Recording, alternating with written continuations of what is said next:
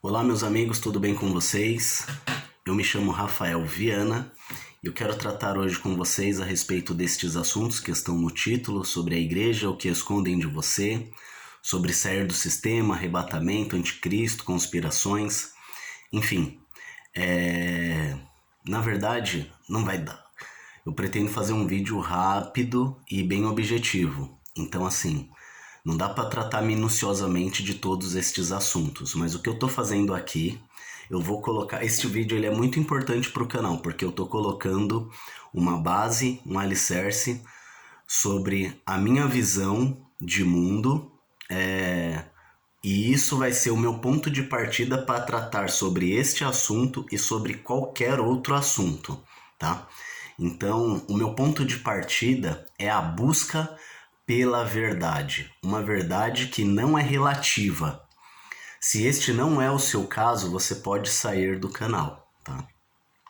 Agora, se você enxerga que a verdade ela não é um dogma e a verdade não é relativa, ou seja, se você acredita que a verdade ela faz parte da realidade e ela é objetiva, vou te explicar. Quando eu faço da verdade ser relativa para mim, então eu trato isso como se eu estivesse defendendo um time de futebol. Ou seja, eu sou do time da verdade A, então eu vou fazer de tudo para reunir material para provar que a verdade A é a verdadeira, porque é a do meu time. E outros não, eu sou da verdade B, então vou reunir tudo que eu puder para provar que a verdade B é o time campeão. Isso é fazer a verdade relativa. Não é o meu caso. O meu caso é o seguinte: é mergulhar nessa verdade em busca de Deus e sobre as coisas, os assuntos de Deus e construir um caminho que me leve a Deus, tá? Buscando uma verdade. Então, por exemplo, quando eu faço isso, tem coisas que eu preciso abandonar, porque eu não sou nem do time A e nem do time B. O que eu quero é simplesmente a verdade. Eu não tô aqui para defender nenhuma e nem outra. Eu tô aqui buscando uma coerência. Por quê? Porque a verdade objetiva, a verdade verdadeira, vamos dizer assim, ela existe na realidade, na existência, né? De tudo, ela existe, independente de você acreditar nela ou não, tá? Eu acredito que Cristo é a revelação desta verdade. Bom, se você entende isso que eu falei agora, então eu espero que você assista o vídeo até o final, que eu vou lançar agora as bases para gente não ser enganado com relação a sistema, arrebatamento e qualquer outra coisa. É a busca pela verdade. E para isso, eu vou partir do que Paulo escreveu a Timóteo no capítulo 4, verso 1 e 2. Anote aí, depois você acompanha, ou se quiser pausar o vídeo e já ir ler junto comigo, tudo bem. Diz assim, ó, 1 Timóteo 4, 1 e 2. Mas o Espírito expressamente diz que, nos últimos tempos, apostatarão alguns da fé, dando ouvidos a espíritos enganadores e às doutrinas de demônios, pela hipocrisia de homens que falam mentiras, tendo cauterizado a sua própria consciência. Bom, aqui a gente já vê que quem está nessa mentira, ele mesmo já se convenceu de que essa mentira é uma verdade. Então, por isso que ele acredita que a verdade é relativa e ele defende a verdade dele, a verdade do time dele. Mas olha que interessante, não é Paulo dando um conselho. Paulo está dizendo que o Espírito Santo revelou para ele que nos últimos dias, nos últimos tempos, muitos se afastariam da fé. Nos últimos tempos. A gente está onde agora? Nos primeiros tempos ou nos últimos tempos? Nos últimos. Então, tudo que surge de novidade hoje pode ser uma doutrina de demônio. Tenha cuidado. Tudo que surge de novidade hoje pode ser profano, demoníaco e está tentando te influenciar. Nós estamos nos últimos tempos, certo? Bom, ainda neste capítulo, Paulo ele ainda vai dar um outro conselho. No verso 7 ele vai dizer: rejeita as fábulas profanas. Ou seja, a fábula tem a ver com uma coisa que foge da realidade, né? É uma história fantasiosa, é uma história que alguém começa a inventar, que surgiu e apareceu e tem uma teoria que sai totalmente daquilo que é tradicional. Isso é uma fábula. E ele dá um remédio contra isso, contra esses profanos, os espíritos enganadores, e contra essas fábulas que enganariam a muitos. Qual que é o remédio? Está ainda neste capítulo, no verso 13. Ele diz: persiste em ler, em exortar e em ensinar. A gente vai ficar hoje apenas neste persiste em ler, tá?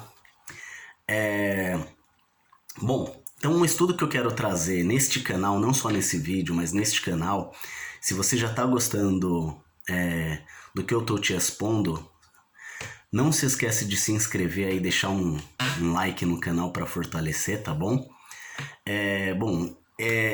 Então o estudo ele parte dessa primícia, que essa primícia da escritura, que nós devemos tomar cuidado com o que é novo e moderno, porque Paulo ele recebe uma revelação do Espírito de que na modernidade, nos últimos tempos, né, que eu acredito que é onde nós estamos agora, surgiriam muita enganação. Então, para fugir disso, partindo dessa premissa e para fugir da enganação, o que a gente faz? Ao invés de eu adotar aquilo que é fábula, aquilo que é novidade, eu tenho que investigar o passado. Porque o espírito enganador está enganando nos últimos tempos, tá? E não no princípio, não no princípio do cristianismo, mas nos últimos tempos. Acontece que tem um movimento que está invertendo isso, está dizendo que surgiu uma adulteração no passado, que no passado aconteceram coisas e que agora está se descobrindo a verdade, mas a Escritura diz ao contrário. Jesus lançou os fundamentos, Jesus é o fundamento, lança e é construído, e os apóstolos constroem em cima deste fundamento e agora estão distorcendo. E Paulo diz isso, tá? Então a gente vai investigar não por meio de especulações, mas por meio de fontes, né? E olha que interessante, deixa eu falar sobre uma outra coisa aqui, para quebrar um paradigma. Com o desenvolvimento da tecnologia, o homem hoje, contemporâneo, tem a ideia de que nós somos mais inteligentes e sabemos mais sobre a realidade do que uma pessoa, por exemplo, da Idade Média, uma pessoa do passado. Mas isso não é verdade. A tecnologia tem a ver com a técnica. Nós podemos ter um microscópio e, de fato, saber mais do que os outros do passado sobre bactéria, sobre um vírus, de fato. Isso a gente sabe mais, mas isso está vinculado com um saber pela técnica, pela tecnologia. Agora, quando se trata de um saber da realidade da vida, de uma verdade única, então o povo de hoje, enganado pela tecnologia e acha que sabe mais, na verdade sabe menos. E eu vou dar um exemplo para você. Bom, a gente pode ver isso, por exemplo, observando música, obras de artes e a linguagem, livros e escritos, tá? Compara uma música de hoje, compara um funk hoje com uma música no seu desenvolvimento, no auge do seu desenvolvimento. Com Beethoven, por exemplo. A complexidade que existe numa sinfonia de Beethoven é infinitamente superior à batida do funk, que fica lá numa coisa esquisita, entendeu? Primária, fica isso, exatamente isso, primária. Então, por exemplo, pegue uma obra de arte Um cara pega uma privada hoje, uma privada, enfia um pau dentro, coloca, tá com umas tintas, coloca no museu e diz que isso é obra de arte. Compara isso com Mona Lisa. E olha os dois e veja o que parece realmente uma obra de arte. Então isso já dá para ter uma noção de que o homem contemporâneo está perdendo o senso da verdade, da realidade, tá? Então, um outro exemplo que a gente poderia dar para falar sobre isso, sobre esse. Não vai, o vídeo vai ficar muito extenso, eu vou tratar disso em outros assuntos, né? Eu ia falar sobre linguagem neutra também, que agora estão mudando a letra no final para ser todes. Isso aí é o emburrecimento das pessoas, tá? Mas vai ficar isso para um outro vídeo. Voltando ao texto, então eu vou dar um exemplo para você que está na igreja. Você já viu isso, você talvez já pregou sobre isso e é um erro. E é um erro graças à interpretação da modernidade, tá? Vamos lá. Quantas vezes você já ouviu alguém dizer que a palavra eclésia, igreja, significa tirados para fora? Quem já ouviu isso? Deixa aí nos comentários se você já ouviu isso, tá?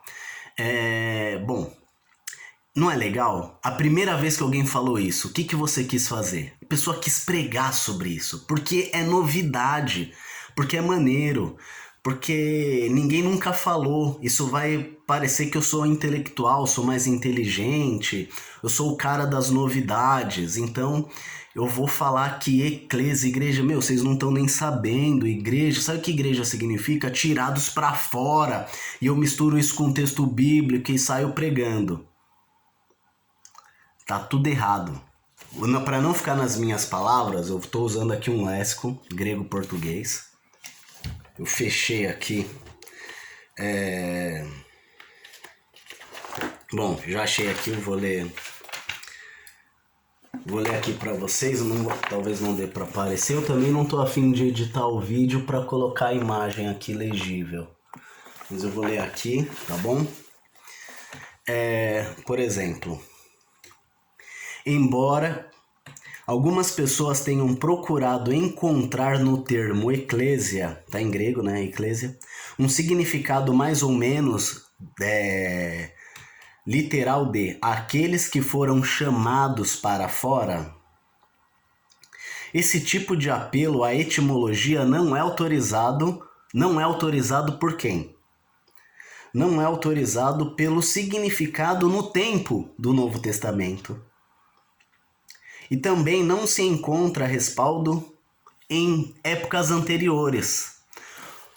Ou seja, por exemplo, quando eu li Platão, eu vi que ele já tinha utilizado a palavra eclésia para significar uma reunião. Reunião, não existe reunião de uma pessoa. Várias pessoas reunidas num lugar. A igreja, isso, né, eclésia, os apóstolos e Cristo, quando ele usa esse termo, ele sabia muito bem que era isso, uma reunião, um ajuntamento de pessoas. Eu não posso usar isso para dizer que, nos termos bíblicos, igreja é a construção de um templo, e eu também não posso dizer que é apenas uma pessoa. Ah, eu sou a igreja. E eu também não posso dizer que o termo eclésia significa tirados para fora. E por que eles chegam nessa conclusão, tirados para fora? Porque eles dividem a palavra no meio, como se tivesse um prefixo, e ajunta e fala, tirados para fora. Isso não existe. Tem uns canalha no YouTube fazendo a mesma coisa com o nome de Jesus. Divide no meio e fala que isso significa uma coisa e outra parte significa outra. E fala que o nome de Jesus é profano. Esses caras, eles não são só canalha, eles são burro mesmo. Eles são burro. Paulo falou quem ele seria. Paulo diz que eles iam cauterizar a própria mente, eles iam ser enganadores, enganados pelo Espírito destes últimos tempos. O sentido neste termo significa unidade corporativa. Ou seja, eu também já falei muito, eu sou a igreja, tava triste com a igreja, não vou ir mais, tá? Não vou mais na igreja, porque eu fiquei triste com algumas coisas e decidi não ir. Bom, e eu dizia, eu sou a igreja. Mas isso também está errado, porque toda vez que Jesus ou os apóstolos vão se referir à igreja, eles se referem exatamente nesse sentido. Cooperativo, de várias pessoas, um ajuntamento de pessoas. Eu não nego que o Espírito Santo habita dentro de você, o Espírito habita em você, tá? Você crê em Cristo, o Espírito Santo habita em você. Só que você não é todo o corpo. A igreja é todo o corpo de Cristo. É quando se trata no coletivo. Você é só um dedinho, você é uma célula, você é um pedacinho. O que acontece se você cortar o seu dedo, embrulhar ele num papel e deixar num cantinho? Vai lá depois de 2, 3 semanas para ver. Tá fedendo, tá podre. É isso que acontece e é isso que vai acontecer se você se desligar do coletivo da igreja, tá? Agora, você só sabe ver o quê? Você só sabe reclamar. Você vê defeito em tudo, mas você nunca vê defeito em você mesmo. Você alguma vez já viu defeito em você mesmo? Não, né? Então você diz, o pastor não presta, o obreiro não presta, tá errado. Por que você não vai lá e não faz a diferença, já que a igreja significa esse coletivo de pessoas? Por que você não vai lá, toma a palavra e expõe nas escrituras o que tá certo e o que tá errado, como fez muitos homens? Então é isso aí. Então isso é um exemplo do que eu tô falando para vocês. De interpretação errada da modernidade.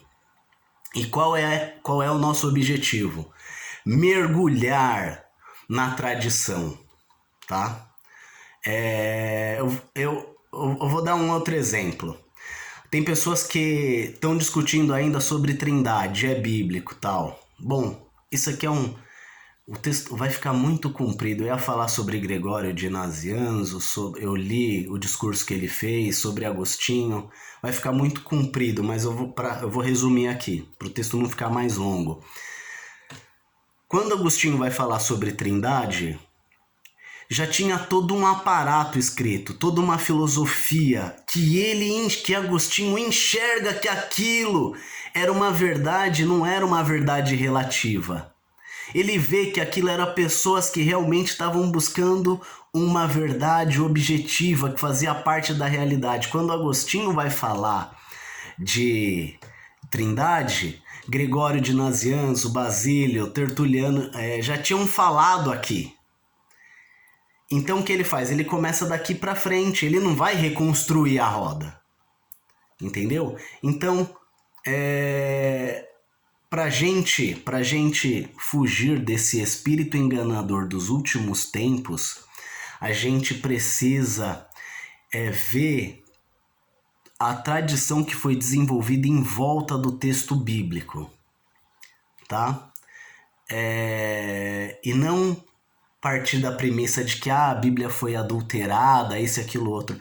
Tudo isso é falso, é falso. Se você acha que a Bíblia foi adulterada, é só você comparar que quando teve o cisma que dividiu a igreja do lado ocidente com a do lado do oriente, você vê que as igrejas crescem em tradições separadas, com bíblias diferentes. Se você juntar as bíblias hoje, depois de milênio, as bíblias se confirmam uma com a outra. Como que então Roma adulterou a Bíblia, ou Lutero adulterou a Bíblia? Vocês estão errados. Mas eu tô falando isso por quê? Porque o meu objetivo é mostrar para vocês que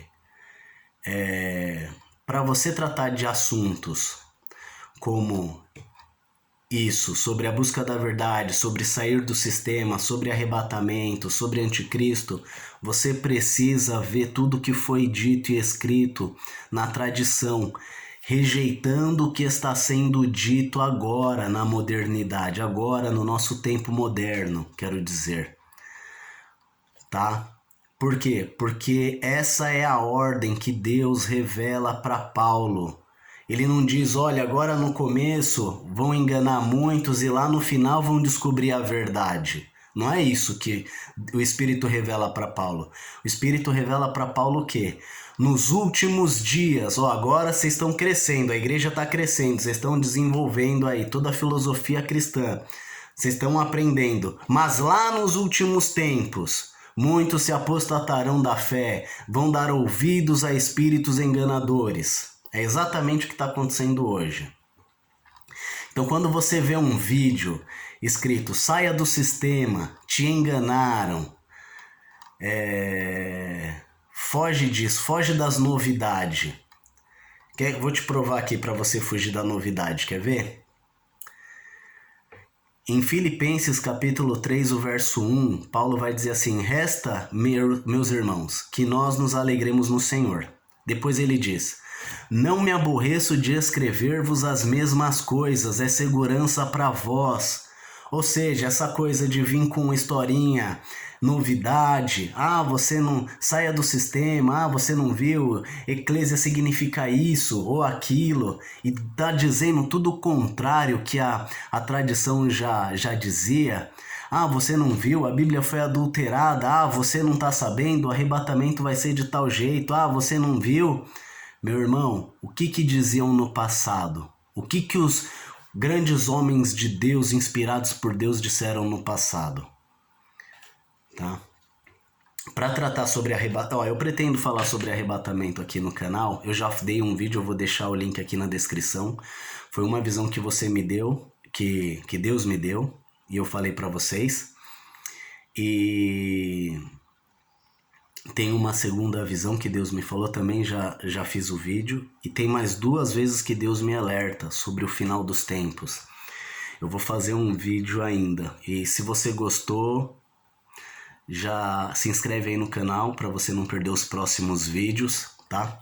Sobre arrebatamento, existem 3 teorias. Eu vou tratar aqui no canal pelo menos sobre 2 delas, né? Ela vai acontecer antes ou depois da tribulação. Para a gente pensar sobre isso, a gente tem que saber quando surgiu o cair da ideia. Quem falou primeiro que a gente ia ser arrebatado antes da tribulação ou depois da tribulação? O que dizia no passado? Além disso, além de falar sobre isso, eu tenho que tratar de um assunto aqui que é como interpretar a escritura. Por quê?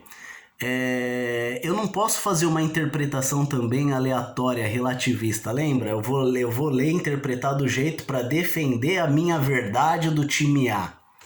Então tem tudo isso, tá?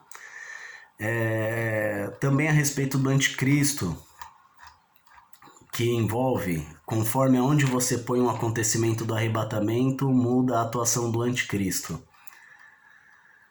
Tá? Mas enfim, bom, se você chegou até aqui, eu te agradeço, espero que você se inscreva no canal, né? E não só isso, que você compartilhe este vídeo com os grupos aí de WhatsApp, que você compartilhe no Facebook, que você colabore com o meu ministério, tá bom? E deixe o seu comentário. Forte abraço, Deus abençoe, fica com Deus, até a próxima em nome de Jesus.